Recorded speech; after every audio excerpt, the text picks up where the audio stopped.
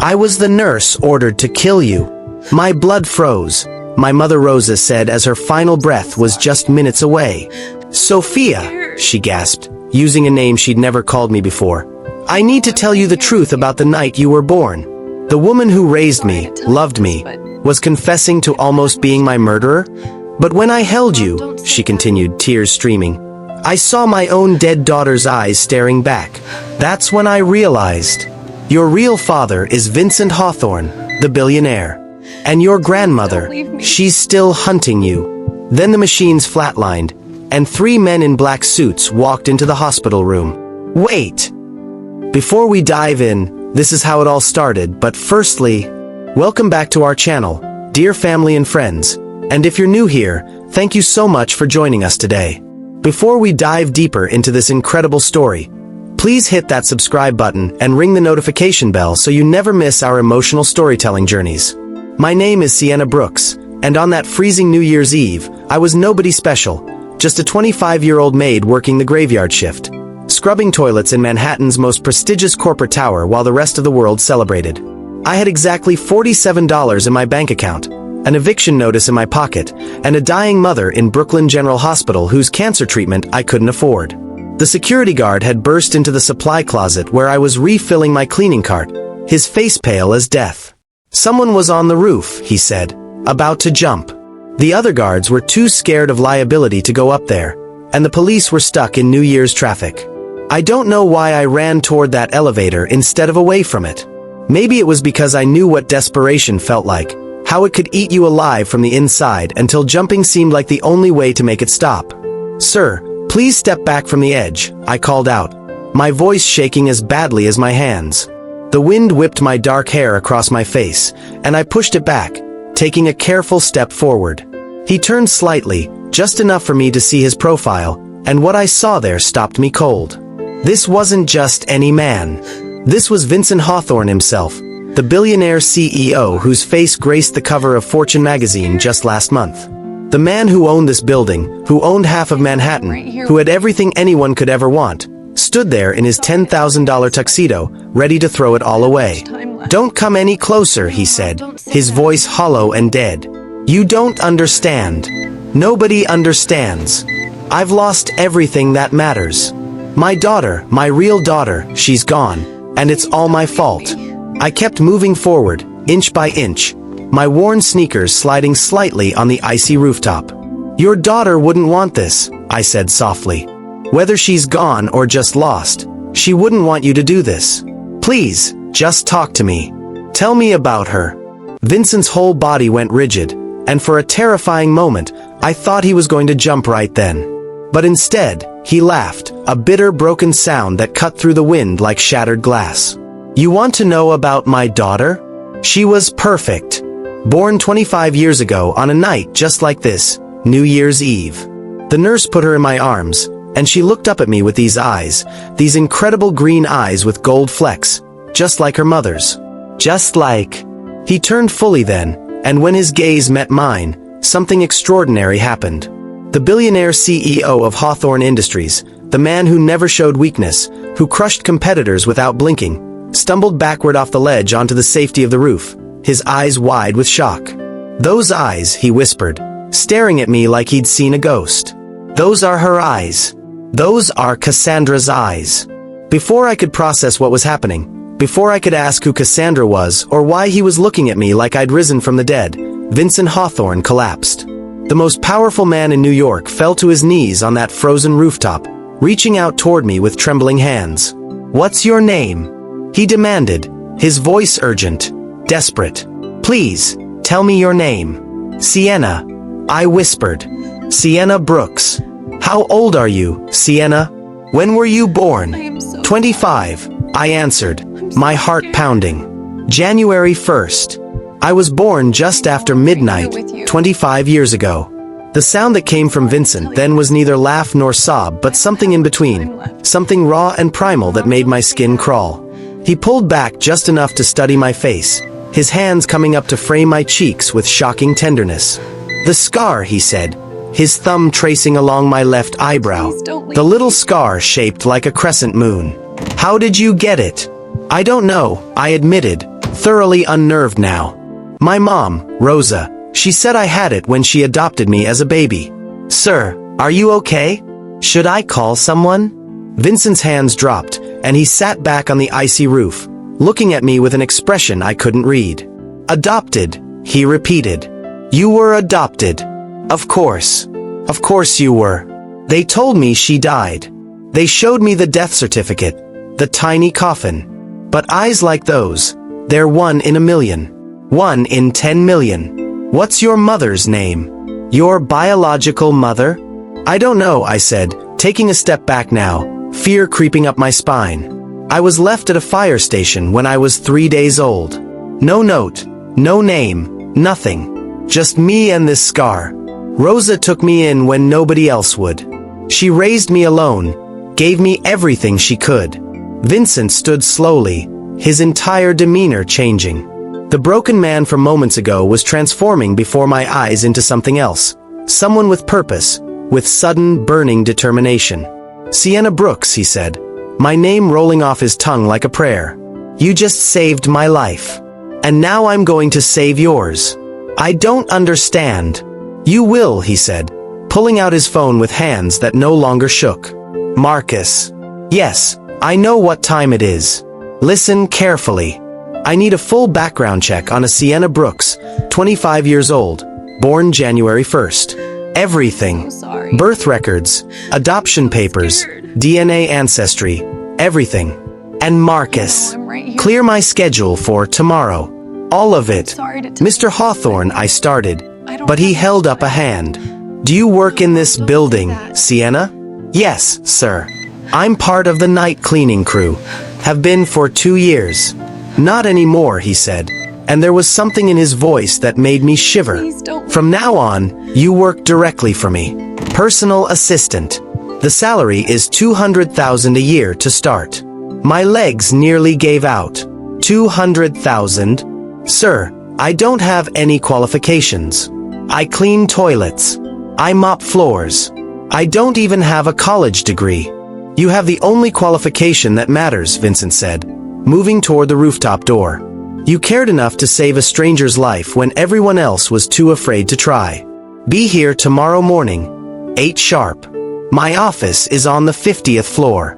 But he was already gone, leaving me alone on that rooftop with the wind and the stars and a million questions spinning through my head. $200,000. Enough to save Rosa, to pay for her treatment, to move us somewhere safe and warm. I should have been happy. I should have been grateful. But something about the way Vincent Hawthorne had looked at me, like I was a ghost from his past, like I was the answer to prayers I didn't understand, filled me with a dread I couldn't shake. My phone buzzed in my pocket. A text from an unknown number that made my blood run cold. Stay away from Vincent Hawthorne if you value your life. Some secrets are better left buried. I looked around the empty rooftop, my heart pounding. Who was watching? Who knew what had just happened up here? And what secrets was Vincent Hawthorne hiding that someone would threaten me just for saving his life?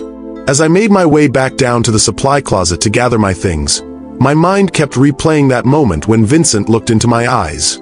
The recognition there had been instant, overwhelming, impossible. How could a billionaire I'd never met before recognize something in my eyes? Who was Cassandra? And why did Vincent think his daughter, supposedly dead for 25 years, might somehow be connected to me? The elevator seemed to take forever, each floor counting down like a countdown to something I couldn't name. When I finally reached the janitor's break room, my supervisor was waiting, his face twisted with annoyance. Brooks, where the hell have you been? Please don't. You can't just disappear for an hour without. I quit, I said, the words coming out before I could stop them. I'm done. I'll finish my shift tonight, but after that, I'm done. He stared at me like I'd grown a second head. You quit. You can't quit. You need this job. You're always begging for extra shifts, extra hours. What about your sick mother? What about your rent? I've got another job, I said, and even to my own ears, it sounded like a lie, like a fantasy that would evaporate in the morning light. But Vincent Hawthorne's eyes had held too much certainty, too much desperate hope for this to be some cruel joke. My supervisor laughed, ugly and harsh. Another job. Doing what? Who's going to hire someone like you? You're nobody, Brooks. You're invisible. You clean up after people who matter, and that's all you'll ever do. His words should have hurt, but they didn't. Because for the first time in my life, someone had looked at me like I mattered, like I might be the most important person in the world. Even if it was all a mistake, even if Vincent Hawthorne woke up tomorrow and realized I was just a maid who happened to have unusual eyes, for tonight, I held on to that feeling. The rest of my shift passed in a blur. I cleaned the executive bathrooms, mopped the marble floors, emptied the trash cans of people who made more in a day than I made in a year. But my mind was elsewhere, turning over the puzzle of Vincent's reaction, the threat on my phone, the impossible job offer that could change everything. If you're enjoying this story, please take a moment to hit that like button and share it with someone who loves emotional, dramatic tales. Your support means everything to us, and it helps us bring you more incredible stories like this one. When my shift ended at 6 in the morning, I stood outside Hawthorne Tower, looking up at the 50 floors of glass and steel that housed one of the most powerful companies in America. Somewhere up there, Vincent Hawthorne was probably already at work, making million-dollar decisions before most people had their morning coffee. And in 2 hours, I was supposed to walk into his office like I belonged there, like I wasn't just a girl from Brooklyn who'd been abandoned at a fire station as a baby. But as I turned to leave, I saw something that made my blood freeze. A black sedan with tinted windows had been parked across the street when I'd arrived for my shift 8 hours ago. It was still there, engine running, exhaust visible in the cold morning air. And I could swear I saw the shadow of someone inside, watching, waiting. The text message suddenly felt more real, more threatening. Someone didn't want me near Vincent Hawthorne. Someone who'd been watching long enough to get my phone number, to know what had happened on that roof. Someone who thought some secrets were worth threatening an innocent maid over. I ducked into the subway, my heart racing as I constantly checked over my shoulder. The ride to Brooklyn had never felt longer. When I finally reached Rosa's apartment, I deadbolted the door behind me and peeked through the blinds. The street looked normal, but normal had become a relative term in the last 10 hours. Rosa was still asleep, her medication keeping her peaceful for now. I sat on the edge of her bed, studying the face of the only mother I'd ever known. She'd never told me much about how I came to her, just that I'd been left at Fire Station 49 with nothing but the clothes on my back and that crescent scar on my eyebrow. She'd been volunteering there, helping with their Christmas charity drive, when they'd found me. No one else wanted a baby with no history, no medical records, no background. But Rosa had taken one look at me and decided I was hers. Now, 25 years later, I wondered if she knew more than she'd ever told me. Did she know about Vincent Hawthorne? About Cassandra?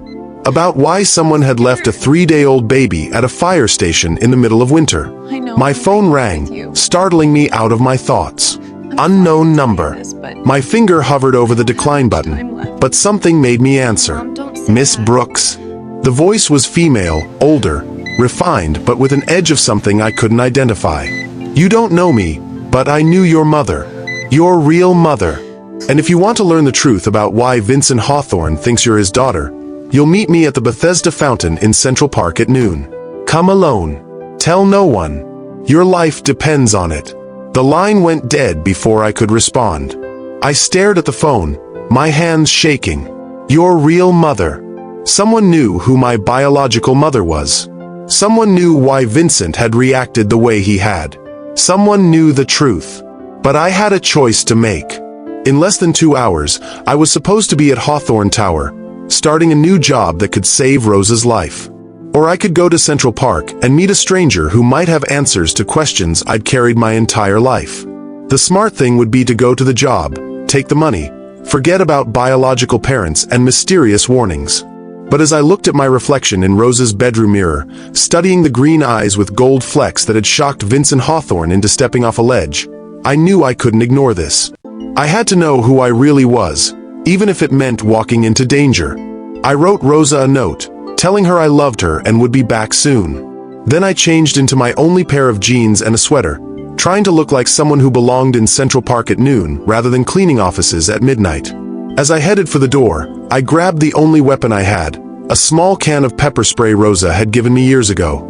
The subway ride to Manhattan felt different in daylight, full of normal people living normal lives, oblivious to the drama unfolding around one insignificant maid from Brooklyn. When I emerged at the park, the December sun was bright but cold, making everything look sharp and clear and somehow dangerous. I had 3 hours to kill before noon, 3 hours before my 8 o'clock meeting with Vincent. 3 hours to decide whether to chase the truth or take the safe path. But as I walked toward Bethesda Fountain, I realized the decision had already been made. The moment Vincent Hawthorne looked into my eyes and saw someone he'd lost 25 years ago, my old life had ended. The question now was whether I'd survive long enough to build a new one. The Bethesda Fountain stood frozen in time, its angel statue reaching toward heaven while ice crystals formed on her wings. I sat on a nearby bench, watching joggers pass by, their breath forming clouds in the cold air. It was only 7:30, still 30 minutes before I was supposed to meet Vincent, and 4.5 hours before the mysterious caller would reveal truths about my mother. My phone buzzed. Vincent's name appeared on the screen. "Sienna, where are you? My driver is outside your building in Brooklyn, but you're not answering your door. Is everything all right?" I stared at the message, my fingers hovering over the keyboard. He'd sent a driver for me. A billionaire had sent his personal driver to pick up a maid from Brooklyn, and I wasn't even there. Before I could respond, another message came through. "I know this is overwhelming. I know you must have 1,000 questions. Please, just come to the office. We need to talk about who you really are, who I really was." That was the million-dollar question, wasn't it? Was I Sienna Brooks, the abandoned baby who grew up scrubbing floors? Or was I someone else entirely, someone whose existence had been erased 25 years ago? I typed back, "I'll be there soon. I just need to take care of something first." The response was immediate. "Sienna, please be careful. After you left last night, I received threats. Someone doesn't want us to connect. If you're in danger..."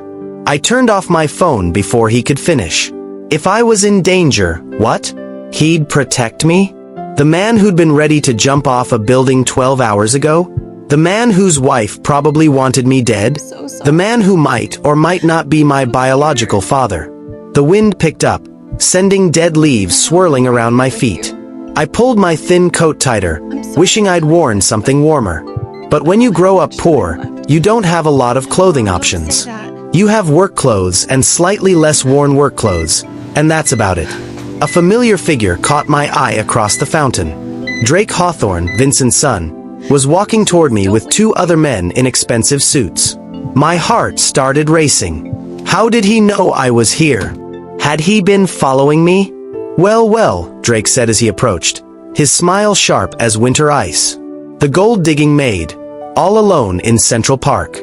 How convenient. I stood, my hand finding the pepper spray in my pocket. "What do you want, Drake?"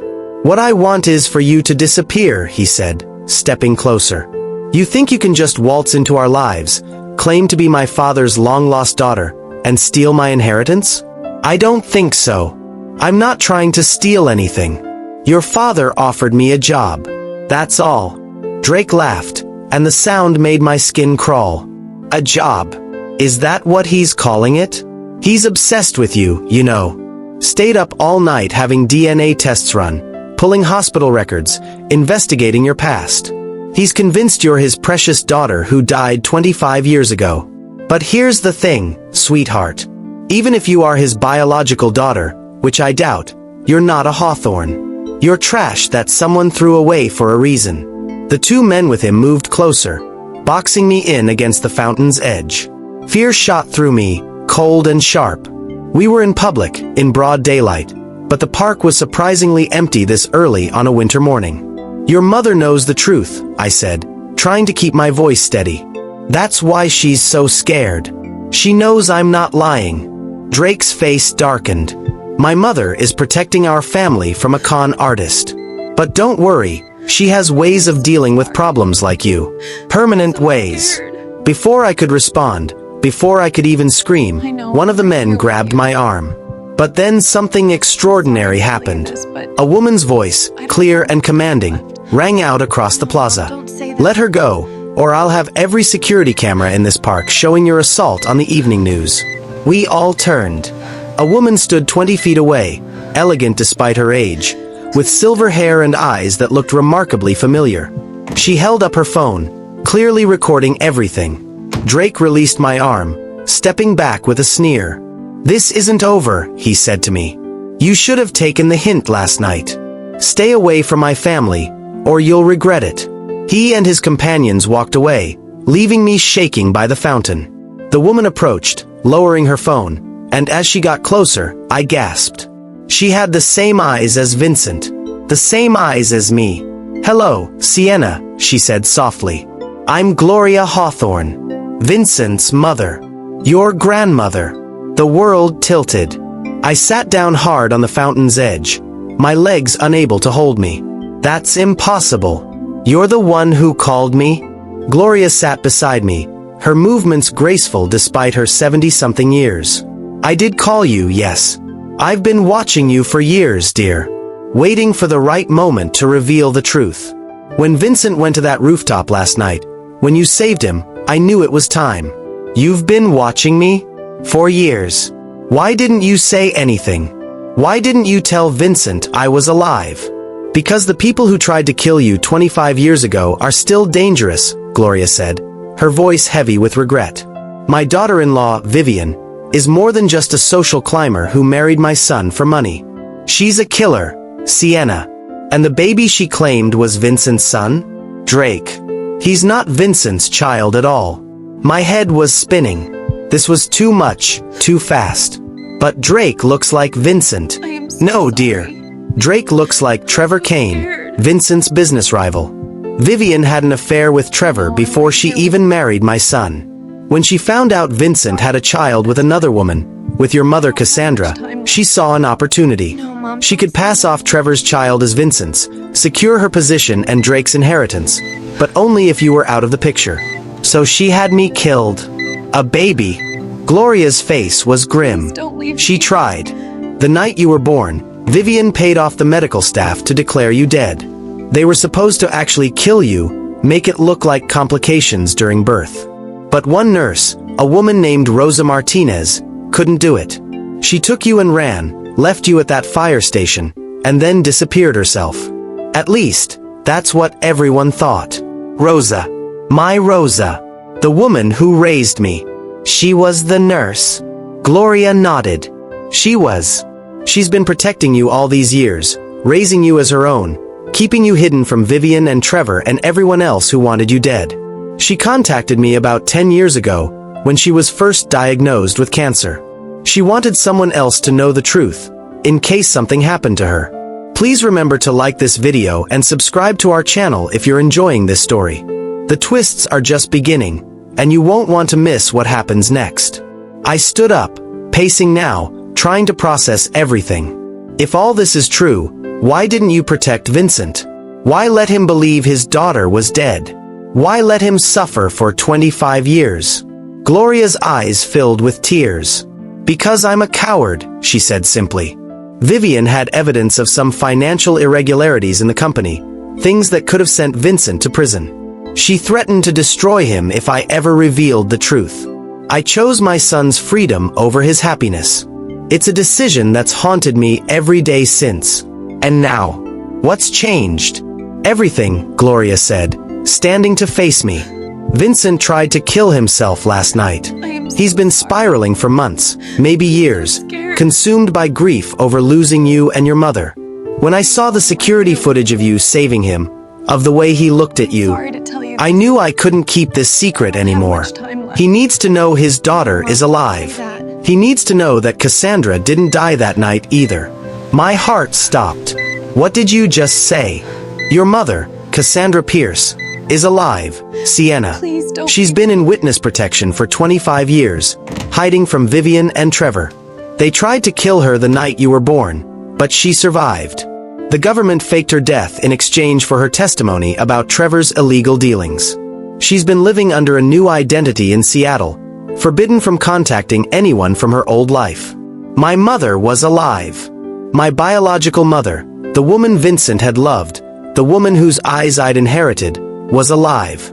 The emotion hit me like a physical blow, and I found myself crying, great heaving sobs that I couldn't control. Gloria pulled me into her arms, holding me like the grandmother I'd never known I had. I know, dear.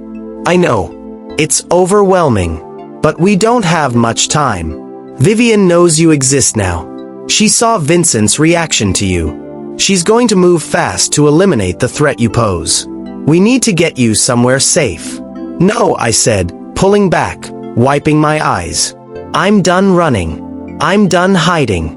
If Vivian wants a fight, she'll get one. But first, I need to see Vincent. He needs to know the truth.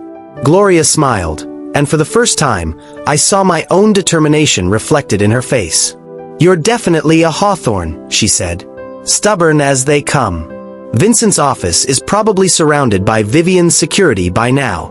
But I know another way in. A private elevator that only family can access. Then let's go, I said, checking the time. It was already 8:15. Vincent would be wondering where I was. And more importantly, Vivian would be planning her next move.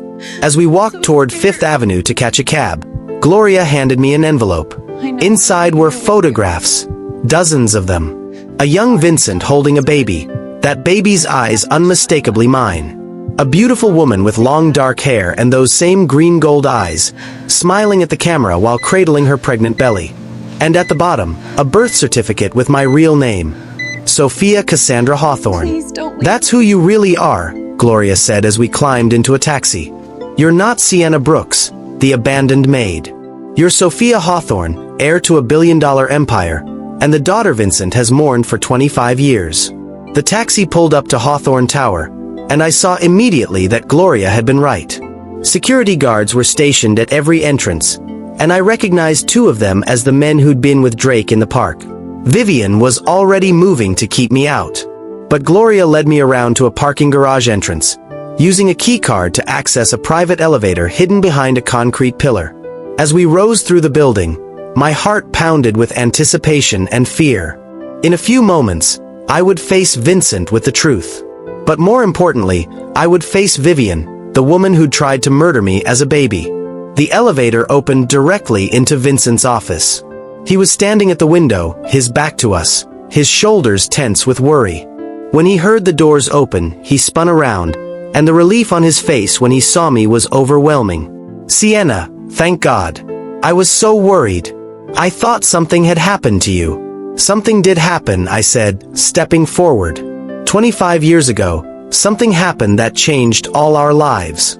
And now it's time you knew the truth. Vincent's eyes moved to Gloria, and his face went pale. Mother, what are you doing here? What's going on? Before Gloria could answer, the main office doors burst open. Vivian stormed in, followed by Drake and 3 security guards. Her face was twisted with rage, but underneath it, I saw fear. Get out, she snarled at me. Get out before I have you arrested for trespassing. She's not going anywhere, Vincent said, moving to stand beside me. Sienna is my daughter, Vivian. The DNA tests confirmed it this morning. 99.9% match. She's Sophia, our daughter who you told me died. Vivian's face went white, then red. That's impossible. Our daughter is dead. I saw her body. This is some sort of trick, some con. She's after your money.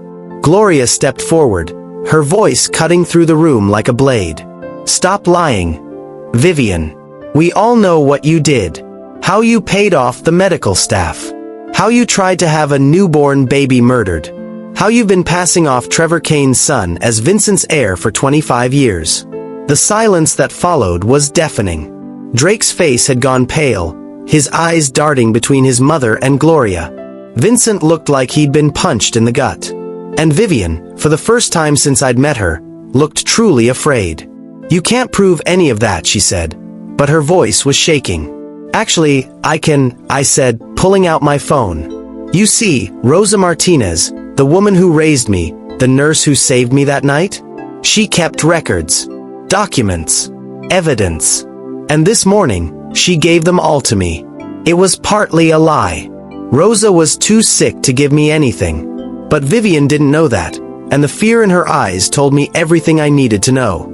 If you're still watching, Please share this video with someone who loves family drama and shocking revelations. Hit that like button and leave a comment about what you think should happen to Vivian. The standoff in Vincent's office felt like it lasted forever, but it was probably only seconds before everything exploded into chaos. Vivian lunged at me, her manicured nails aimed at my face, screaming about how I'd ruined everything. Vincent caught her, holding her back while she struggled and cursed.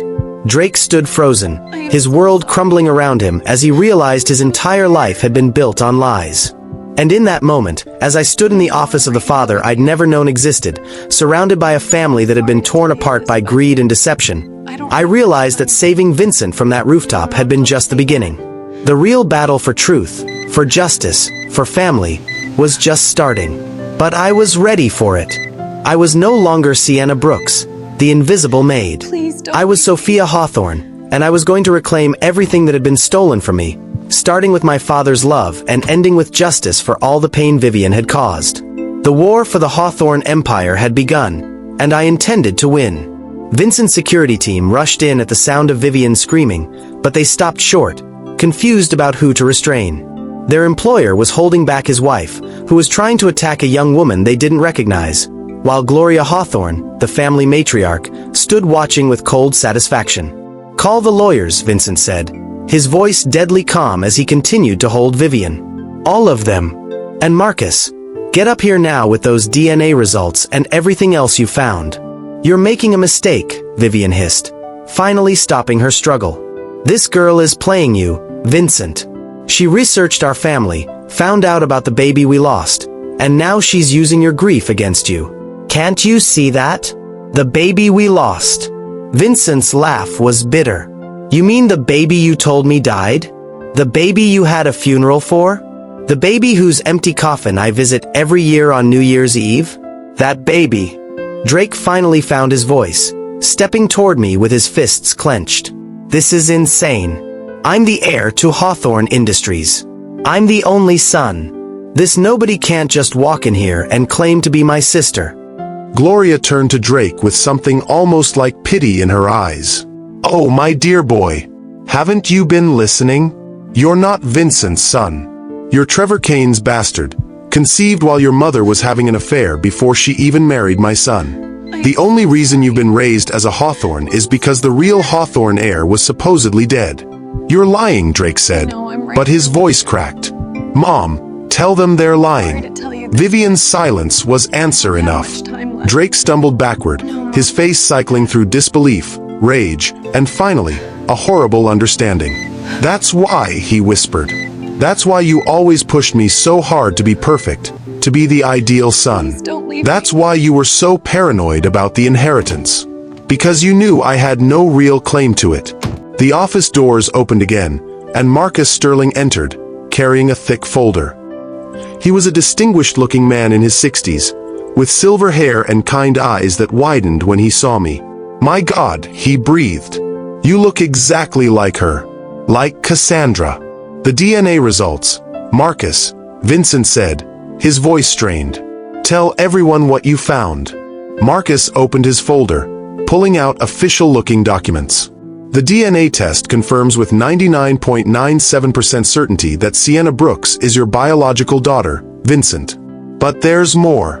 I've been investigating all night, and I found something extraordinary. Hospital records from the night of January 1st, 25 years ago, show that a baby girl was born to Cassandra Pierce at 12:07 a.m. That baby was declared dead at 12:43 a.m. from complications. But here's the interesting part. The death certificate was signed by Dr. Harold Morrison, who deposited $500,000 into an offshore account the very next day. Vivian's face had gone gray. "You can't prove that money came from me." "I don't have to," Marcus said, "because Dr. Morrison kept records. He was paranoid about being double-crossed, so he recorded several conversations, including one where you explicitly tell him to, and I quote, 'Make sure that brat never takes a breath, or you'll never practice medicine again.'" The room went silent.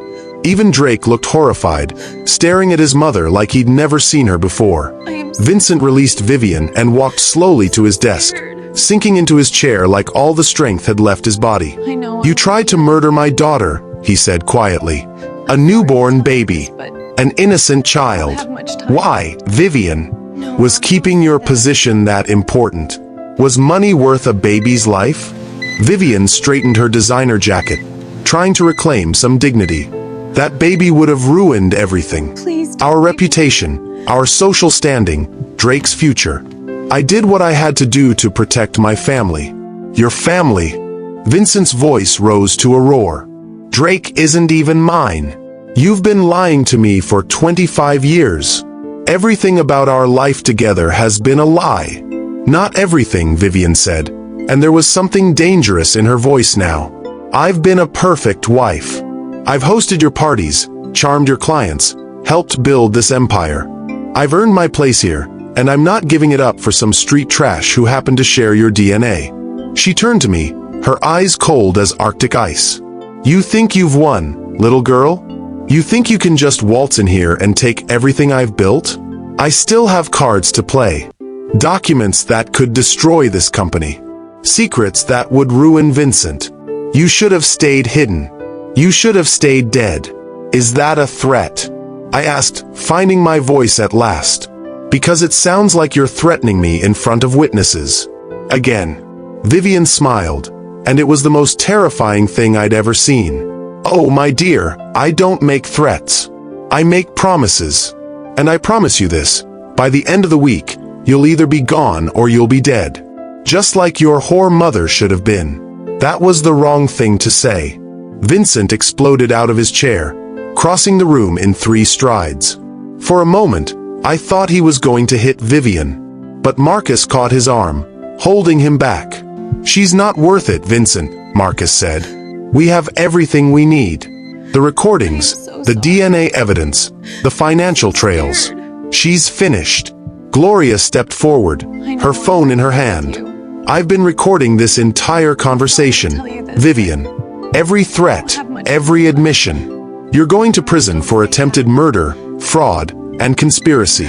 But first, you're going to sign divorce papers giving up any claim to the Hawthorne fortune, or this recording goes straight to the police. You wouldn't dare, Vivian snarled. The scandal would destroy the company. Stock prices would plummet. You'd lose billions. Vincent laughed, but there was no humor in it. I already lost everything that mattered 25 years ago. Money means nothing compared to getting my daughter back. So yes, Vivian, we would dare. Sign the papers and leave quietly, or face criminal charges. Your choice. Drake had been silent through all of this, but now he stepped forward, his face twisted with rage. But not at me. At his mother. You lied to me my entire life, he said, his voice shaking. Every birthday, every Father's Day, every time I called him Dad, it was all a lie. You made me live a lie. Vivian reached for him, but he jerked away. Drake, darling, I did it for you. For your future. No, Drake said. You did it for yourself. For your greed. And you were willing to kill a baby to keep your secret. You're a monster. He turned to Vincent, and for the first time since I'd met him, Drake looked vulnerable, broken. I'm sorry, he said. For everything. For how I treated her, for the lies, for existing in your life under false pretenses. I didn't know. I swear I didn't know. Vincent studied him for a long moment, then nodded slowly. You're not responsible for your mother's crimes, Drake. But you're also not my son, and you have no claim to anything here. It's time for you to leave. Drake nodded, his shoulders slumping in defeat. He headed for the door, pausing only to look back at me. I'm sorry, he said again. You didn't deserve any of this. I hope you find happiness here. The happiness that was stolen from you. Then he was gone, leaving Vivian standing alone in the center of the room, abandoned by the son she'd committed murder to protect. The irony wasn't lost on anyone. The papers, Vivian, Gloria said, holding out a folder. Sign them now, or Marcus calls the police. Vivian snatched the folder, signing the documents with quick, angry strokes. This isn't over, she said as she handed them back. You haven't won. None of you have won. She started to leave, but I called out, stopping her at the door. Vivian, wait. I have a question. She turned, her eyebrow raised mockingly. What could you possibly want to know? My mother, I said. Cassandra. You said she should have been dead. Not that she was dead, but that she should have been. That means you know she survived, doesn't it? You know where she is. Vivian's smile was pure poison. Clever girl. Too clever for your own good. Yes, I know Cassandra survived. And I know exactly where she is. But that information dies with me. You'll never find her. You'll never have the reunion you're dreaming of. At least I can take that satisfaction with me. She swept out of the office, leaving silence in her wake. But I wasn't discouraged. If anything, her confirmation that my mother was alive filled me with hope. I would find Cassandra Pierce. I would reunite with the mother who'd been forced to give me up. And I would make sure Vivian paid for every moment of pain she'd caused. Vincent stood up slowly, walking toward me with tears streaming down his face. Sophia, he said, using my real name for the first time. My daughter. My baby girl. Can you ever forgive me? For not protecting you. For not knowing you were alive. For failing you so completely. I met him halfway, and when his arms came around me, 25 years of longing, of questions, of emptiness suddenly made sense. This was where I belonged. This was the embrace I'd been missing my entire life without even knowing it. There's nothing to forgive, I whispered against his shoulder. You didn't know. You were a victim too. We both were. But we're together now, and that's what matters. Gloria joined our embrace. 3 generations of Hawthornes finally united after decades of lies and separation. Marcus stood quietly by the window, wiping his eyes with a handkerchief, moved by the reunion he'd helped make possible. But even in that moment of joy, I couldn't shake the feeling that this was far from over. Vivian had given up too easily. A woman who'd tried to murder a baby wouldn't just walk away from billions of dollars without a fight. And somewhere out there, Trevor Kane was probably learning that his son had just been exposed and exiled from the Hawthorne empire. My phone buzzed with a text from an unknown number. Your mother is closer than you think. But finding her might cost you everything you just gained. Some reunions come with a price. Are you willing to pay it? I deleted the message without showing anyone, but the words haunted me. Who was texting me? How did they know about Cassandra? And what price would I have to pay to find the mother I'd never known? Vincent pulled back, studying my face with wonder. You have her eyes exactly. Cassandra's eyes. God, how I loved her. How I love her still. If she's really alive somewhere, we have to find her. We have to bring her home. We will, I promised, meaning it with every fiber of my being. We'll find her, and we'll be a family. The family we should have been all along. But as I looked out the window at the New York skyline, I saw a reflection that made my blood run cold. Drake was standing in the hallway outside the office, his phone pressed to his ear, his face twisted with rage. I couldn't hear what he was saying, but I could read his lips clearly. She's going to pay for this. They all are. The battle for my birthright wasn't over. It was just beginning. And the enemies were multiplying by the hour. If you're enjoying this incredible story of family secrets and corporate intrigue, please remember to subscribe to our channel and hit the notification bell. Share this with someone who loves dramatic family revelations, and leave a comment about what you think Drake is planning. The rest of that day passed in a whirlwind of legal documents, financial briefings, and security arrangements. Vincent insisted on having a team of bodyguards assigned to me immediately, especially after Gloria showed him the recording of Drake's threats in Central Park. But I couldn't focus on any of it. My mind kept returning to that text message about my mother and the price I'd have to pay to find her.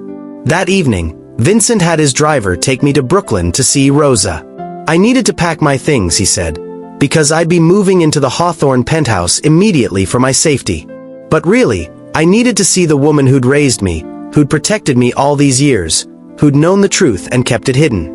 Rosa was awake when I arrived, propped up in her hospital bed, looking frilier than ever. But her eyes were alert, knowing, as if she'd been expecting this moment for 25 years. You know, don't you? I said, sitting beside her bed. You've always known who I really was. Rosa reached out with a trembling hand, touching the scar on my eyebrow with infinite tenderness. Mi amor, my sweet Sophia. Yes, I knew. I was there the night you were born. I was the nurse who was who was ordered to kill me. I finished quietly. Vivian ordered you to kill me. Rosa's eyes filled with tears.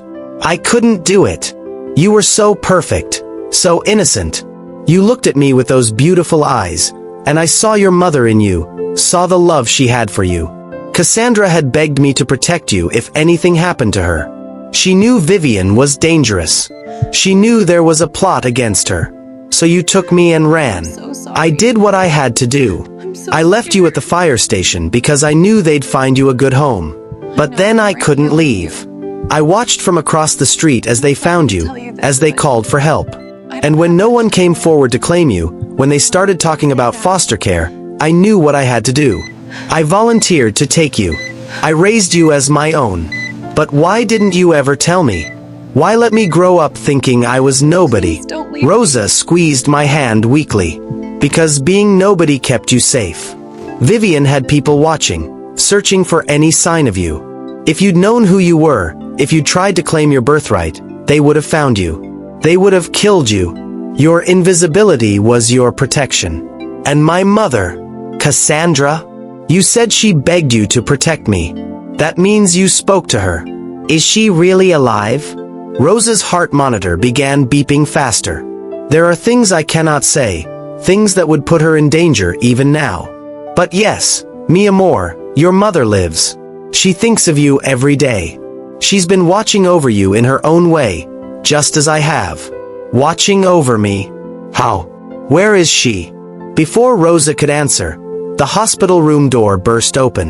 Drake stood there, his eyes wild, a gun in his hand.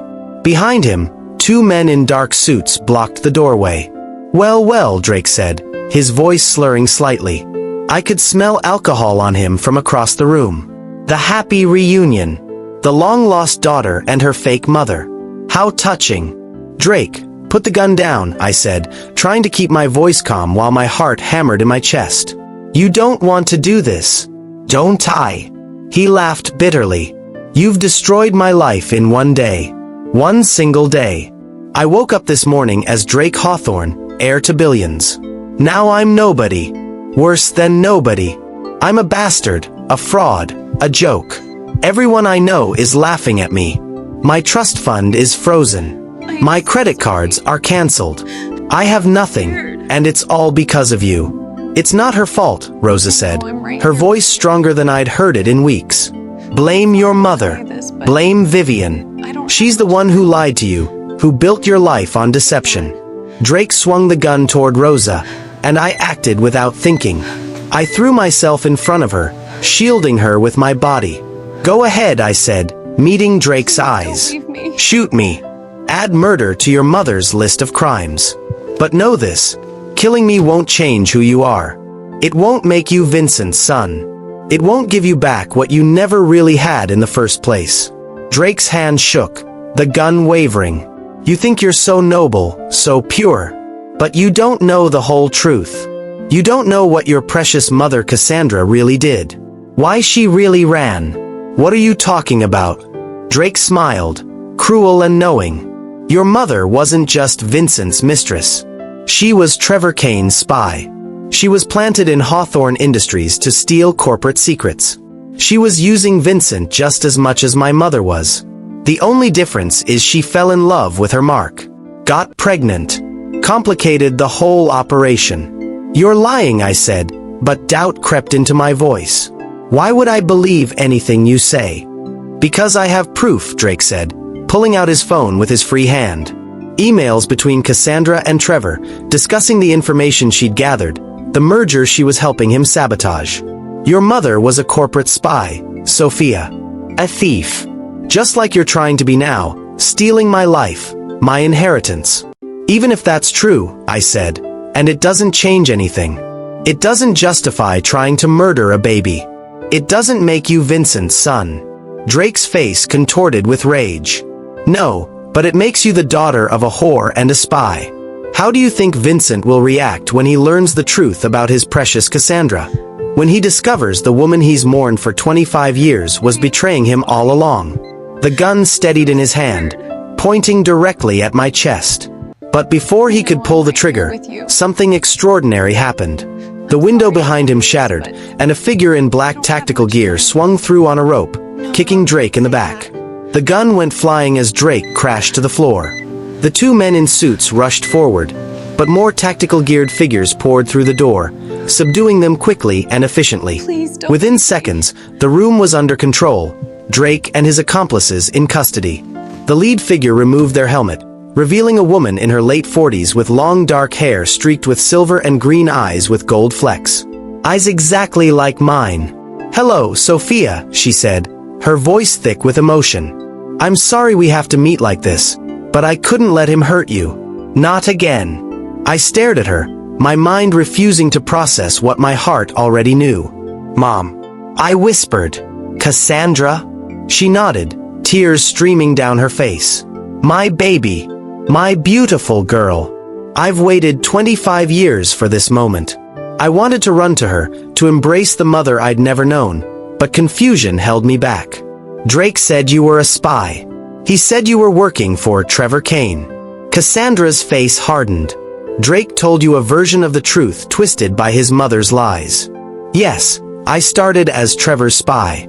He hired me to get close to Vincent, to steal information about the Singapore merger. But I fell in love with Vincent for real.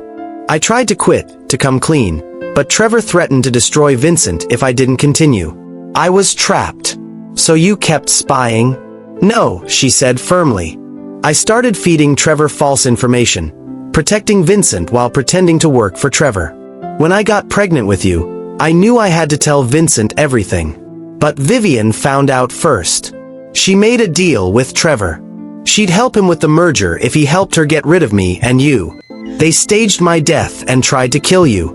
But you survived. Barely. Trevor's men shot me 3 times and left me for dead. But a janitor found me, called an ambulance. The FBI had been watching Trevor for years. They offered me a deal, witness protection in exchange for testimony. I had to legally die, had to give up everything, including you." Rosa stirred in her bed, reaching out toward Cassandra. "You kept your promise," she whispered. "You came when she needed you most." Cassandra moved to Rosa's bedside, taking her hand gently. "You saved her when I couldn't, Rosa. You gave her the life I couldn't provide. How can I ever thank you enough?" "By taking care of her now," Rosa said, her voice fading. "My time is ending, but hers is just beginning. Protect her. Love her. Give her the family she deserves." I stood there, overwhelmed by the convergence of my 2 mothers, the one who'd given me life and the one who'd given me love, both united in their determination to protect me. The police arrived to take Drake and his accomplices away. As they led him past me, he stopped, his face twisted with hate. "This isn't over," he hissed. "My real father has more money than Vincent could dream of. We'll destroy you all." After he was gone, Vincent arrived with Marcus and a full security team. When he saw Cassandra, he froze, his face going white as snow. "It can't be," he whispered. "You're dead. I mourned you.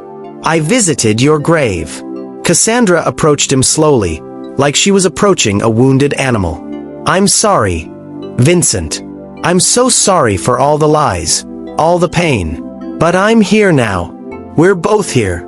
Your daughter and I. We can finally be a family." Vincent's legs gave out, and he sank into a chair, staring at Cassandra like she might disappear if he blinked. 25 years, he said, his voice broken. 25 years of thinking you were dead, of blaming myself, of wanting to join you. And you were alive all this time? I had no choice, Cassandra said, kneeling in front of him. They would have killed me, killed Sophia. The FBI said it was the only way. The FBI. I'm sorry. Vincent's eyes sharpened. You've been in witness protection? Then coming here, revealing yourself, that means I'm free, Cassandra said. Trevor Kane was convicted 3 months ago on federal racketeering charges. Life in prison without parole. Don't leave me. My testimony wasn't needed after all. They had enough evidence without me. I've been watching, waiting for the right moment to come back. When I saw Drake heading here with a gun, I knew I couldn't wait any longer. Vincent reached out, touching Cassandra's face like he was making sure she was real. All this time, I thought I'd failed you both. I thought my weakness, my inability to choose love over duty, had cost you your lives. We're here now, I said, moving to stand beside them. All three of us. Together. That's what matters. But even as we embraced, a new fear crept through me. Trevor Kane might be in prison, but Drake was right about one thing. This wasn't over. Vivian was still out there, and she knew too many secrets. Drake would want revenge. And whoever had been sending me those anonymous texts was still watching, still planning something. Rosa's monitors began beeping urgently. Nurses rushed in, pushing us back. As they worked over her, Rosa caught my eye, her lips moving soundlessly. I read the words clearly. Be careful. Trust no one. The danger isn't over. Then her eyes closed, and the steady beep of the heart monitor became a single continuous tone. The woman who'd saved me, raised me, protected me for 25 years was gone. I collapsed into Cassandra's arms, sobbing for the only mother I'd ever known, while my biological mother held me for the first time since I was 3 days old. Vincent wrapped his arms around both of us, and we stood there in that hospital room, a family reunited by death, bonded by secrets, and threatened by enemies who wouldn't rest until we were destroyed. The next few days would test every bond we'd just formed. Because Vivian had one last card to play, and it would shake the very foundations of the Hawthorne Empire. Please remember to subscribe to our channel and hit that like button if you're captivated by this story of family secrets and corporate espionage. Share this with someone who loves emotional plot twists, and comment below about what you think Vivian's final plan might be. Rosa's funeral was held 3 days later at a small church in Brooklyn, the same one where she'd taken me every Sunday growing up, even when we barely had money for the collection plate. Vincent had offered to pay for an elaborate service at a prestigious Manhattan cathedral, but I knew Rosa would have hated that. She was a simple woman who found beauty in simple things, and I wanted to honor her the way she'd lived. The church was packed, which surprised me. I hadn't realized how many lives Rosa had touched. Former patients from her nursing days, neighbors from our building, people from the community center where she'd volunteered. They all came to pay respects to the woman who'd never had much money but always had time to help others. Vincent sat on my right, Cassandra on my left, and Gloria next to Vincent. We must have looked strange to the people who'd known me as Sienna Brooks, the poor girl Rosa had raised alone. Now I was flanked by billionaires, protected by bodyguards stationed discreetly around the church, wearing a designer black dress Vincent had insisted on buying. As the priest spoke about Rosa's kindness and sacrifice, my phone vibrated. Another unknown number. Against my better judgment, I checked the message. She died knowing the truth. But she didn't tell you everything. Room 423 at the Marriott downtown. 1 hour. Come alone or the rest of her secrets die with me. I deleted the message quickly, but Cassandra had seen it. She leaned close, whispering in my ear. Another threatening message? Someone who claims to know Rosa's secrets, I whispered back. They want me to meet them. Absolutely not. It's too dangerous. We just got you back. I'm not losing you again. But what if they really know something? What if there's more to this story? The service ended before we could discuss it further. As people filed past to offer condolences, I noticed a woman in the back row who hadn't moved. She was elderly, probably in her 80s, with steel gray hair and sharp brown eyes that seemed familiar somehow. When our eyes met, she nodded slightly, then stood and walked out. I excused myself, telling Vincent I needed air, and followed her outside. She was waiting by an old sedan, as if she'd known I'd come. You look just like your mother, she said, but her voice carried a slight accent I couldn't place. Both of them. Rosa loved you like you were her own blood. She was my best friend for 40 years, though we hadn't spoken in 25. Not since the night she saved you. Who are you? Maria Santos. I was the head nurse at the hospital the night you were born. I was the one who was supposed to supervise Rosa when Vivian ordered her to. She couldn't finish the sentence. I refused to be part of it. I quit that very night. But I've been watching ever since, making sure you were safe. You're the one who's been texting me. Maria nodded. Rosa asked me to watch over you if anything happened to her. She knew this day would come, when the truth would surface. But there are things she couldn't tell you, things that would have put you in more danger. What things? Maria looked around nervously, then handed me a key. Safety deposit box at Chase Bank on Madison Avenue. Box 1847. Rosa left it for you. But be careful, child. What's in that box will change everything you think you know about your family. Both families. Before I could ask more questions, a black SUV pulled up, and Maria practically ran to her car. As she drove away, the SUV door opened, revealing Drake's mother, Vivian, looking perfectly composed despite everything that had happened. "Get in," she said. "We need to talk." I should have walked away. Should have gone back inside to Vincent and Cassandra. But curiosity won. I got in the SUV, texting Vincent quickly that I was safe but needed to handle something. Vivian studied me as the car pulled away from the church. "You clean up well," she said. "The dress, the jewelry, the grieving daughter act. You're quite the little actress. Rosa just died. The woman who raised me. This isn't an act. Please. Everything is an act with people like us. The loving father, the devoted mother returned from the dead, the long-lost daughter reclaiming her birthright. It's all theater. But I know the truth about your mother, the real truth that even she won't tell you. Drake already tried this, telling me Cassandra was a spy. It didn't work." Vivian laughed, cold and sharp. "Oh, my dear, that's not the secret I'm talking about. The spy story is nothing compared to the real scandal. You see, your mother wasn't just sleeping with Vincent. She was also sleeping with Marcus Sterling, Vincent's best friend, his lawyer, his most trusted advisor. And there's a very good chance that Vincent isn't your father at all." My blood turned to ice. "You're lying." "Am I? Haven't you wondered why Marcus was so helpful? Why he worked so hard to prove your identity? He's been in love with Cassandra for 25 years. He helped fake her death, helped her disappear. And now he's helping her return to claim the Hawthorne fortune through you. That's insane." Vivian pulled out a tablet, showing me photos. Old pictures of Cassandra and Marcus together, looking very intimate. Date stamps showing they were taken during the time Cassandra was supposedly only with Vincent. "Your mother was quite the opportunist," Vivian said. "Playing two men against each other, ensuring that no matter what happened, she'd be taken care of.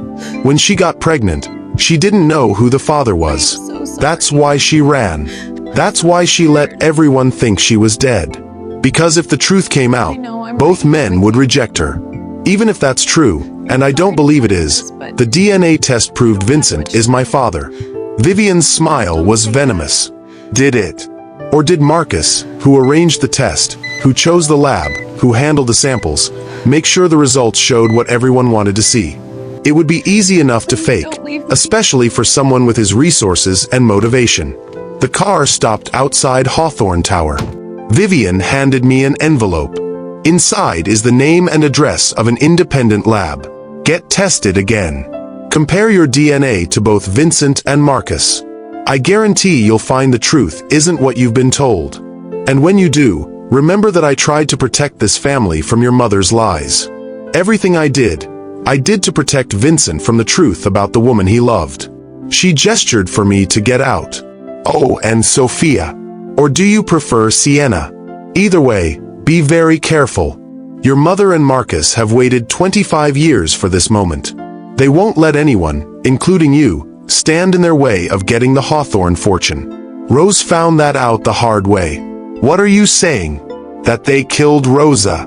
"I'm saying that Rosa's cancer went into remission 6 months ago. Her doctors were amazed. She was getting better. Then suddenly, 2 weeks ago, she took a turn for the worse. Right around the time Marcus started investigating your background. Quite a coincidence, don't you think?" The car door slammed shut, and they drove away, leaving me standing on the sidewalk with my world spinning apart. Could it be true? Could Cassandra and Marcus have orchestrated all of this? Could Vincent not be my father? Could they have killed Rosa to keep their secrets? I walked into the building in a daze, taking the elevator to Vincent's office. He was there with Cassandra and Marcus, the three of them bent over legal documents, probably related to my inheritance. They looked up when I entered, and for the first time, I studied Marcus's face. Did I see something of myself in his features? The shape of his nose, the line of his jaw? Sophia, darling, are you all right? Cassandra asked, coming toward me. You look pale. I stepped back from her embrace. I need to ask you something, and I need the complete truth. Were you involved with Marcus? During the time you were with Vincent? The room went completely silent. Vincent's face darkened. Click the image showing on your screen right now to watch part 2. More betrayals, more truth, more secrets are yet to be uncovered. Thank you for watching this story to the end. If you enjoyed this story, you will surely love the next one. It's as crazier and more intriguing as you can ever imagine. So do check it out. Click on the image showing on your screen right now to watch the next one.